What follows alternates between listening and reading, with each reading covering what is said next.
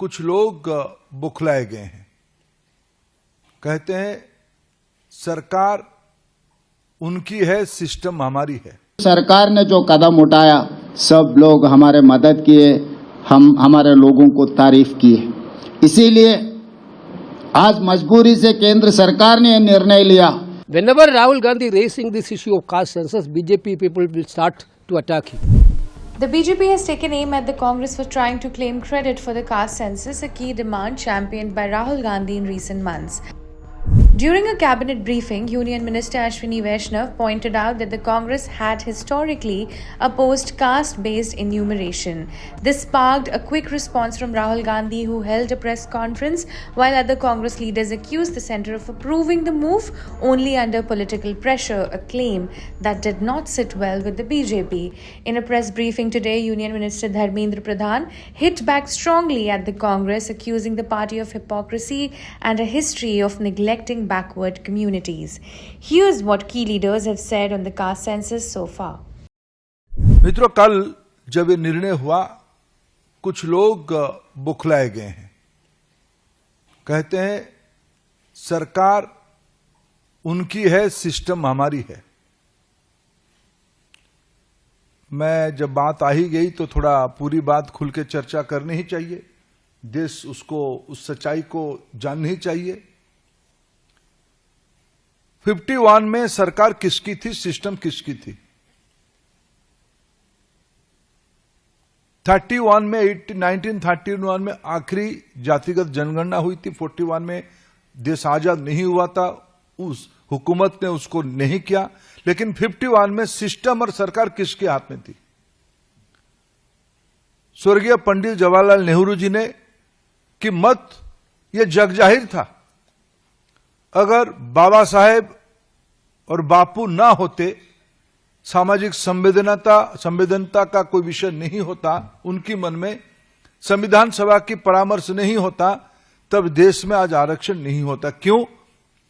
पहला प्रधानमंत्री पंडित नेहरू जी जातिगत आरक्षण के कट्टर विरोधी थे। ये विरोध केवल बयानों में सीमित नहीं था। उन्होंने उन दिनों में राज्यों के मुख्यमंत्री को पत्र लिख के कहा था, गुणवत्ता घट जाएगी अगर जाति आधारित अवसर मिलेगा। सिस्टम किसके हाथ में था? काका कालेलकर कमेटी की रिपोर्ट को लंबे समय तक या बिल्कुल सामने नहीं ले आने का निर्णय किसने किया था? तब भी जो फास्ट फैमिली आज घमंड से भरा हुआ अहंकार की बात कहता है, उन्हीं के हाथ में सिस्टम था। उनकी दादी तब की प्रधानमंत्री स्वर्गीय इंदिरा गांधी जी के हाथ में कमान थी। जनता पार्टी सरकार ने 77 में मंडल कमीशन बिठाई, फिर एक बार सामाजिक न्याय को पटरी पर लाने के लिए। तब भी जनसंघ भारतीय जनता पार्टी के पूर्व रूप की हिस्सेदारी जनता पार्टी में था। हमारे नेता अटल बिहारी वाजपेयी जी, श्री लाल कृष्ण आडवाणी जी तब भी उस सरकार के हिस्सा थे। उस मंडल कमीशन की रिपोर्ट को 10 साल तक काल कोठरी में बंद रखने का काम किसने किया? सिस्टम किसके हाथ में था? सरकार किसकी थी? कांग्रेस पार्टी की थी। जब बीपी सिंह जी के नेतृत्व की सरकार मंडल कमीशन को लागू किया, तब भी भारतीय जनता पार्टी उस सरकार की समर्थक रही। हमारी समर्थन से वो सरकार बनी थी, हमारी सुझाव से मंडल कमीशन लागू हुआ। और ये देश भूला नहीं है। मैं आप सभी को अनुरोध करूंगा, आप सभी के आर्काइव्स में जाके एक बार देख ले। उस समय की प्रधानमंत्री श्री राजीव गांधी जी की, पूर्व प्रधानमंत्री नेता प्रतिपक्ष श्री राजीव गांधी जी की क्या बयान था। लंबे समय पानी पी पी के उन्होंने ओबीसी रिजर्वेशन के खिलाफ भाषण दिए हैं। सिस्टम किसके हाथ में था तब? प्रधानमंत्री नरेंद्र मोदी एक सामान्य वंचित परिवार से, पिछड़े परिवार से आते हैं। कांग्रेस पार्टी की ऊपर से नीचे तक इतनी कुंठा है उनके नेतृत्व के प्रति, यानी देश की जनता ने उनको 3 बार जिताने के उपरांत, आशीर्वाद करने के उपरांत क्या शब्द लगाया जाता है? ये पाखंड और घमंड की ही परिचय है। और उनके साथ उनकी हां में हां मिलाने के लिए कुछ लोग कहते हैं कि हमने भी सोचा था, हमने पानी पिलाएंगे आगे भी। जिनकी सामाजिक न्याय अपने परिवार न्याय तक सीमित है, उनसे और हम क्या अपेक्षा करेंगे। मित्रों, कांग्रेस पार्टी सदैव देश की वंचित वर्ग, देश की आदिवासी, देश की दलित, देश की पिछड़ों के खिलाफ रही है। जैसा कि कल राहुल जी ने कहा, हेडलाइन तो दे दिया पर डेडलाइन कहां है। डेडलाइन के बिना हेडलाइन में तो प्रधानमंत्री बहुत माहिर हैं। उन्होंने कह दिया जाति शामिल होगा, और राहुल जी ने कल सवाल उठाया,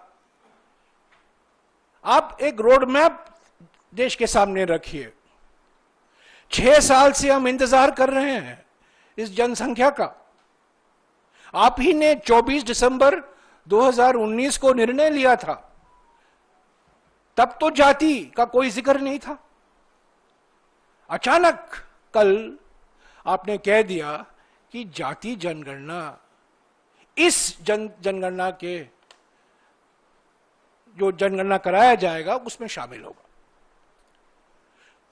2025-26 में गृह मंत्रालय में जो सेंसस कमिश्नर का ऑफिस है, जो सेंसस कराता है, जो जनगणना कराने की जिम्मेदारी दी गई है, इस ऑफिस को 2025-26 के बजट में 575 करोड़ रुपया आवंटन हुआ है। 575 करोड़। और 24 दिसंबर 2019 को नरेंद्र मोदी की सरकार कहती है जनता को कि जनगणना कराने के लिए 8,254 करोड़ रुपए की जरूरत है। तो पहला सवाल यह है, 575 करोड़ में आप कौन सी जनसंख्या कराएंगे? जाति को छोड़िए, जो साधारण से जो आप करवाते हैं हर 10 साल, वो भी नहीं है। तो मंशा क्या है, मानसिकता क्या है, मकसद क्या है? हेडलाइन, कोई डिटेल नहीं, बजट में आवंटन नहीं। यह है हकीकत। 2019 का निर्णय जहां जाति शामिल नहीं है, और कल शाम का जो घोषणा हुई है वहां अचानक कहा गया है कि जाति भी गिनी जाएगी, जाति की संख्या भी गिनी जाएगी। राहुल जी ने कहा हम इसका स्वागत करते हैं, एक सही कदम है, पर कई सवाल खड़े होते हैं। मंशा के लेकर सवाल खड़े होते हैं। हेडलाइन तो मिल गया, पर डेडलाइन क्या है, कब कराएंगे? I have written a letter long back, 2 years back, on caste census, along with the general census, and they did not agree at that time. But now the cabinet has taken a decision to conduct a caste census along with general census. It is a good thing, and we fully cooperate for this. But they should not comment unnecessarily on Jawaharlal Nehru, or they are opposed this, that. They are the Janasangh and RSS. By birth, they are against this reservations. And when such people who were against this reservation, they are talking, the Congress is not in favor of that, this.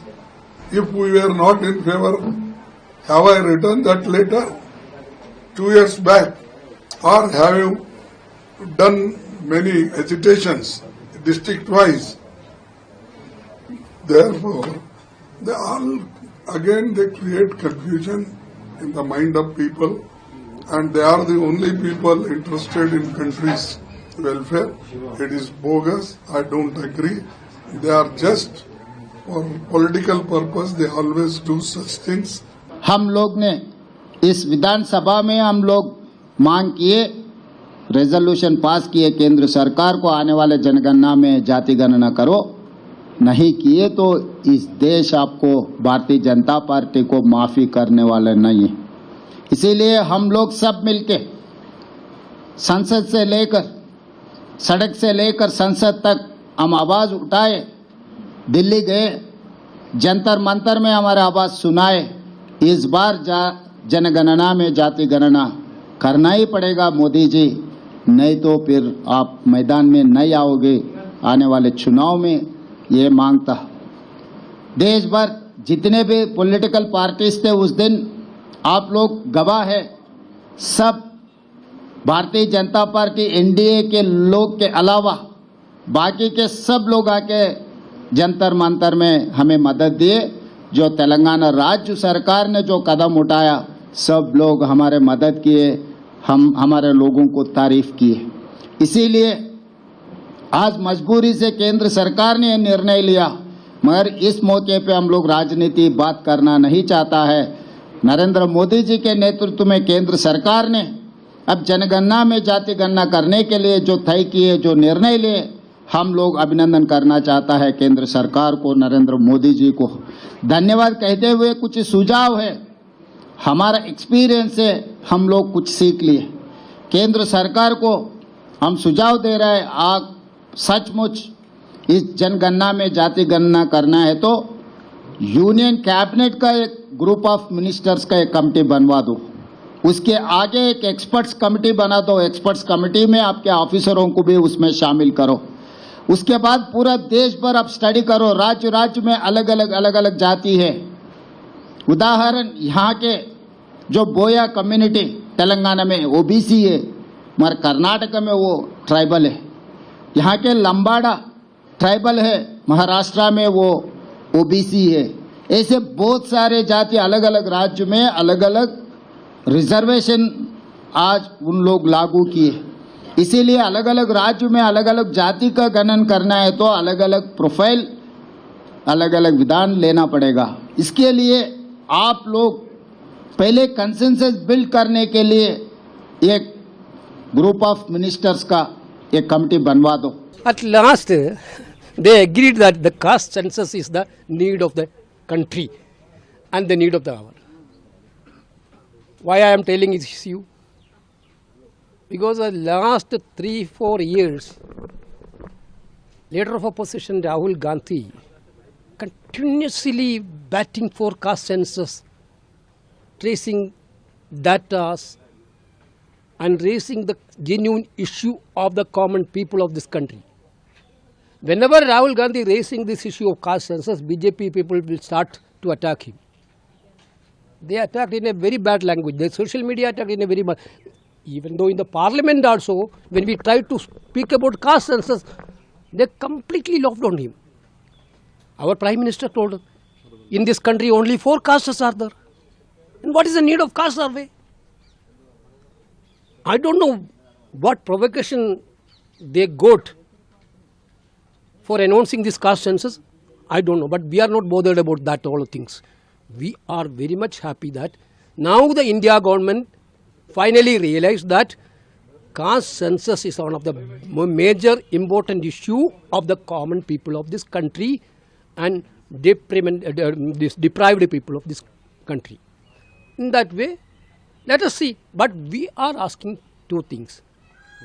Whether they are going to increase the cap of 50, remove the cap of 50% reservations, which we demanding. Number 2, what is the timeline? Now they are telling they will do along with the general census. Caste census also do along with the general census. General census was delayed for 5 years, 4.5 years. 4.5 years it was delayed. Then how long it will take to complete this caste census?